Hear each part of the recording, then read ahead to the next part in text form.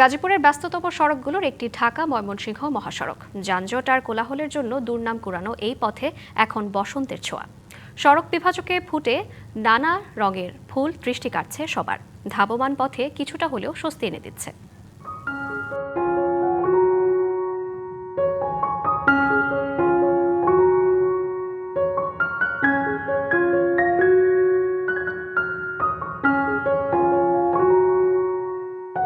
চোখ আর মন জুড়িয়ে দেয়া দৃশ্য। পাখির চোখে দেখলে মনে হবে বসেছে ফুলের ডালি, তাতে যেন আপন খেয়ালে রং ঢেলেছে প্রকৃতি।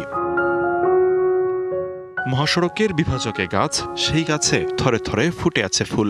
লাল, হলুদ, বেগুনি আর সাদা রঙের সমারোহে তৈরি হয়েছে মনোমুগ্ধকর দৃশ্য, যেন রঙের ক্যানভাস বিছিয়ে রেখেছে কেউ। ব্যস্ত ঢাকা ময়মনসিংহ মহাসড়কের বিভাজকে চোখ ধাঁধানো ফুলের রাজ্য। প্রতিদিন হাজারো যানবাহনের যাত্রী এই সৌন্দর্য উপভোগ করছেন। গাছের সৌন্দর্য এরকম তো দেখা যায় না কোথাও, আর দেখা যাচ্ছে অনেক সুন্দর একটা জায়গা, তার জন্য আসা।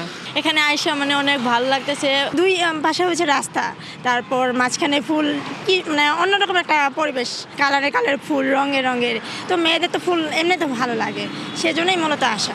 সিলভার টিপ কন্ট্যাক্টে তৈরি নিরাপদ ও নান্দনিক ক্লিক সুইচ নির্ভরতা জীবন জুড়ে।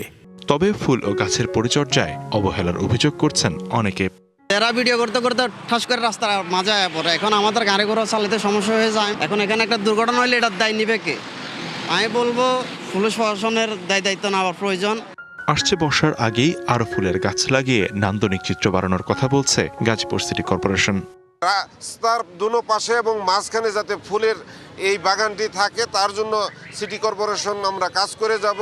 এই গাজীপুর সিটি কর্পোরেশন একটি ব্যাপক পরিবর্তন এনে একটি ভারযোগ্য সিটি কর্পোরেশন হিসাবে আমরা এই নগরবাসীকে উপহার দেব ইনশাল্লাহ। মহাসড়ক সবসময় ব্যস্ত থাকে যানবাহন চলাচলে। সেই পথে যদি গাছ আর ফুলের মেলা থাকে, তা কিছুটা হলেও প্রশান্তি বয়ে আনে। DBC news desk.